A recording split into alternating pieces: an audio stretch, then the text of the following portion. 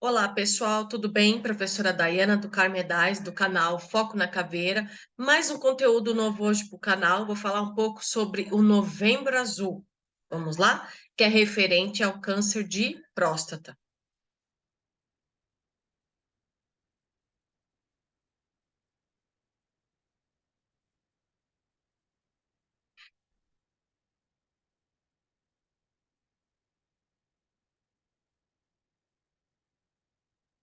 Vou falar um pouco para vocês sobre a anatomia da próstata, quais são os pacientes de risco, os sintomas do câncer de próstata, qual a prevenção, dados estatísticos, diagnósticos e exames, os tratamentos comuns, os tratamentos mais avançados aí em relação ao câncer de próstata. Então, a próstata, a principal função é o quê? Armazenar e secretar um fluido claro, levemente alcalino aí, que constitui de 10 a 30% do fluido seminal, que junto com os espermatozoides vão constituir aí o sêmen. Então, para funcionar adequadamente, a próstata, ela necessita dos hormônios masculinos, que são conhecidos como os andrógenos, que são responsáveis pelas caracterizações masculinas, voz, pelos, e o hormônio masculino, como a gente já conhece, é o testosterona, que é produzido principalmente aí na região do testículo, por isso que leva esse nome, e a dihidrotestosterona, ela é responsável aí pela hiperplasia prostática benigna. Então, aqui a gente vê um pouquinho da anatomia, né, da região da próstata. Então, a gente vai ter aí os ureteres, os gânglios linfáticos, que são essas bolinhas verdes. A gente tem o reto, a bexiga, temos aí o ducto ejaculatório e a próstata aqui atrás, né? O canal deferente, esse azul, a uretra, né, que é responsável aí em relação a urinar, o epidídimo e o testículo. Então, quais são os estágios desse câncer de próstata? Então, a gente tem vários estágios aí. Então, a gente tem a região de bexiga, próstata, né? O primeiro estágio, a gente tem uma pequena alteração, né, na região da próstata, e sem comprometimento também do sistema linfático. Já no segundo estágio, a gente já tem uma evolução, né, nesse câncer de próstata, pouca, mas tem. No terceiro estágio, já tem uma evolução um pouco maior, né? E no quarto estágio, a gente tem a glândula, né, o tumor automaticamente aumentado e ainda afetando aí a região dos linfonodos. Quem são os pacientes, né, com maior risco de desenvolver o câncer de próstata? Então, a gente sabe que tem a ver com idade, histórico familiar, a cor da pele e obesidade. Esses são os principais fatores de risco aí para o desenvolvimento de um câncer de próstata. Então, a idade, os homens acima dos 50 anos ou 45, né, que já fizeram parte aí de um grupo de risco, né, devem ir ao urologista anualmente, todos os anos, principalmente pela idade e pelo fato do fator de risco aí em relação à idade. Histórico familiar, né? Se algum homem da família já teve câncer de próstata, a chance de desenvolver a doença é muito maior, né? Então também tem essa questão de ir a urologista também. A cor da pele, os homens negros têm uma predisposição muito maior de desenvolver o câncer de próstata a questão dos andrógenos, que são os hormônios aí masculinos, que eles têm uma certa intimidade com a célula cancerígena. E a obesidade, homens com sobrepeso ou obesos, né, além aí daqueles que fazem abuso de álcool, tabaco, tem uma chance ainda maior, né, em relação ao desenvolvimento de um câncer de próstata. Então, não somente a obesidade e o sobrepeso, mas também pelo fato aí da ingestão de muito álcool, então já tem uma predisposição maior também a desenvolver. Aí o pessoal pergunta muito em relação ao câncer de próstata, quando é hereditário o câncer de próstata? Porque tem a questão da hereditariedade. Porém, dentre os fatores de risco, a gente nem mencionou a hereditariedade. Então, quando é hereditário o câncer de próstata, né? Então, ele pode ser definido quando hereditário, quando 3 ou mais parentes do primeiro grau já foram afetados pelo câncer de próstata, 2 parentes do primeiro grau foram diagnosticados aí antes dos 55 anos de idade, também já entra uma questão de hereditariedade, ocorrer em 3 gerações consecutivas, avô, pai e filho, também tem questão de hereditariedade, e quando algum desses critérios estiverem presente, né, o risco de desenvolver a doença é de cerca de 50%.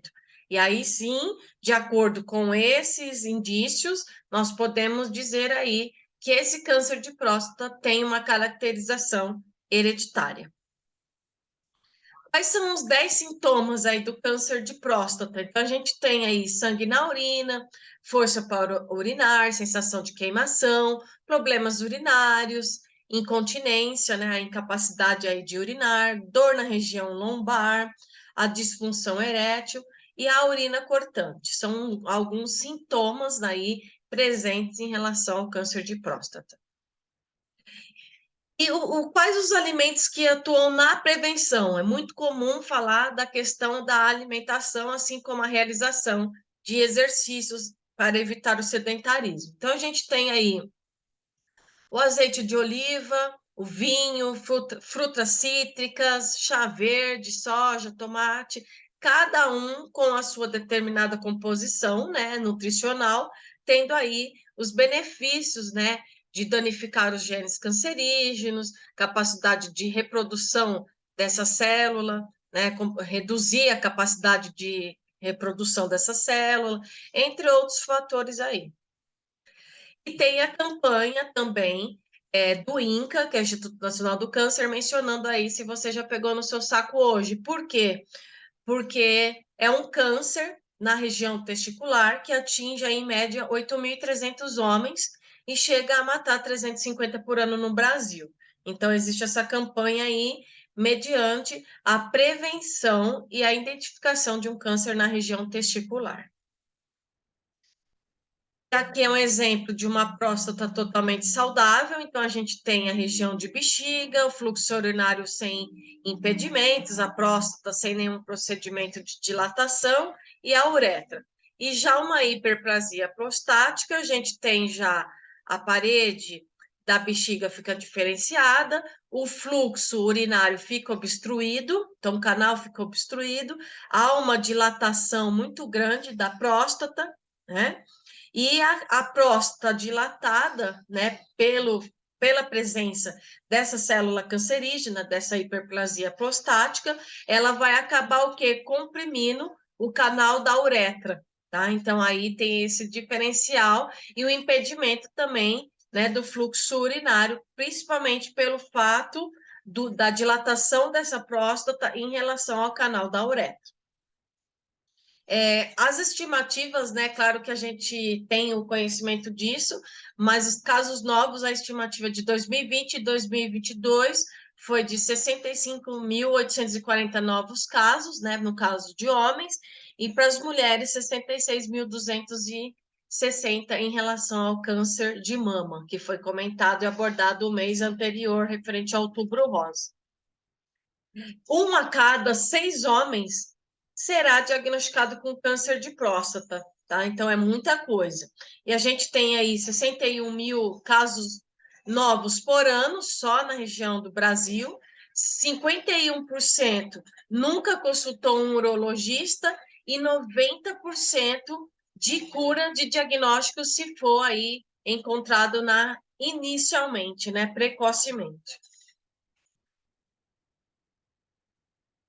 E quais são os diagnósticos aí em relação de imagem, né? Quais são os diagnósticos mais comuns realizados em relação ao câncer de próstata?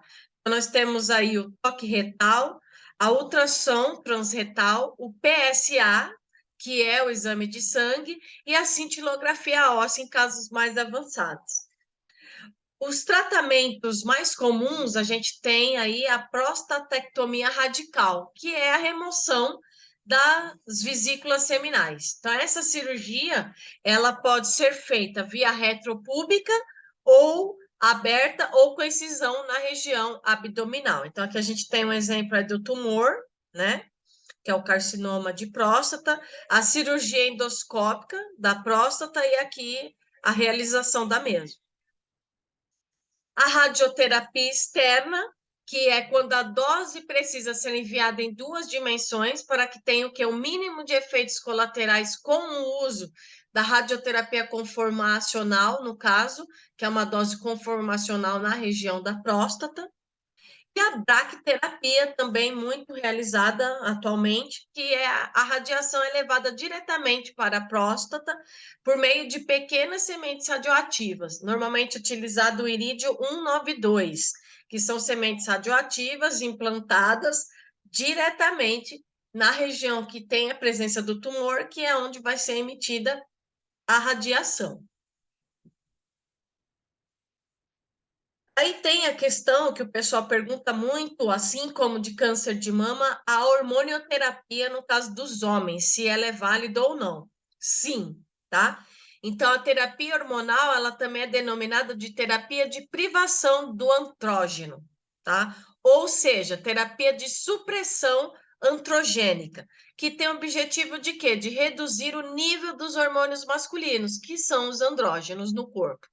Os principais andrógenos são a testosterona e a dihidrotestosterona. Então, a maioria dos andrógenos do corpo são produzidos pelos testículos, mas as glândulas suprarrenais, elas também produzem uma pequena quantidade de hormônio também. Então, os andrógenos, eles vão estimular as células do câncer da próstata a crescerem e assim reduzir o quê? Os níveis de andrógenos ou impedi-lo de atuar nessas células cancerígenas da próstata, muitas vezes faz com que esses tumores que existem já na próstata diminuem de tamanho. Tá? Ou crescem de forma mais lentamente por um tempo. Então, por isso, dá indicação, muitas das vezes, da hormonioterapia. E quais são as novas tecnologias para o tratamento de câncer de próstata? Então, a gente tem o rastreamento genético, a cirurgia robótica e as terapias focais. Cada uma, claro, com a sua particularidade, e o médico oncologista, juntamente com a equipe multidisciplinar, vai determinar o melhor tratamento em relação ao câncer de próstata daquele paciente. Então, o rastreamento genético, ele vai detectar quando o paciente terá uma predisposição a ter câncer de próstata. Então, nele é realizado um teste de DNA, onde é analisado aí o gene BRCA3. No entanto, este método ainda não é utilizado. Por quê? Porque dificilmente o câncer de próstata é tratado de forma preventiva. Então, ele não é um fechamento de um tratamento fechado. Por quê? Porque o câncer de próstata não é olhado de uma forma preventiva ainda. A cirurgia robótica, né? Então, é recomendada em todos os casos em que o paciente com um tumor precisa passar por um procedimento cirúrgico. Então, a parte robótica atua como que auxílio ao médico e então os riscos e cuidados são semelhantes a uma intervenção normal. O que muda é que em todo o procedimento cirúrgico o médico vai contar com a ajuda robótica. Então, o diferencial é que o robô aqui, um exemplo, ele vai ter 4 braços, um deles com uma câmera para filmar todo o procedimento cirúrgico, e os outros 3 vai segurar pinça, tesoura, aspiradores, os equipamentos necessários durante todo o procedimento cirúrgico, né? E todo esse processo, mesmo que a gente está falando de uma forma robótica, é realizada pelo médico. Então, entre as inovações da cirurgia robótica, nós temos 3. Se destacam o quê? Menor sangramento durante o procedimento, né? Melhor e mais rápida a recuperação do paciente após a cirurgia e a restauração da incontinência urinária e potência, né? E impotência sexual de forma muito mais rápida do que uma cirurgia comum. E as terapias focais. O que as terapias focais? Elas vão se diferenciar dos atuais métodos terapêuticos, como a radioterapia, na qual a radiação é usada para tratar toda a próstata. Então, por atingir apenas a área necessária, reduzindo aí os efeitos colaterais urinários e sexuais. Então, as terapias focais, os pacientes eles são submetidos que apresentam tumores de risco intermediário, ou seja, de pequenas dimensões, localizados em uma determinada região da próstata. E poucos casos é utilizada em tumores assim de maior risco, ou seja, mais absolutamente restrito à glândula prostática em específico. Espero aí que vocês tenham gostado. Então, Novembro Azul chegou, né? E não importa o tipo de homem que você é, seja do tipo que cuida da sua saúde, né? Então, quanto mais a gente notar algum sinal em sintoma, já procurar urologista, já fazer os exames necessários, como preventivos e de rotina, melhor a prevenção, mais rápido, né? Precocemente é tratado precocemente mais rápido, com tratamento mais preciso para o caso, e também a diminuição dos dados estatísticos, que é o mais importante. Então, espero aí que vocês tenham gostado. Deixa aqui embaixo, não esquece, hein? A sua curtida, o seu comentário e compartilhe os vídeos. Até a próxima. Tchau, tchau.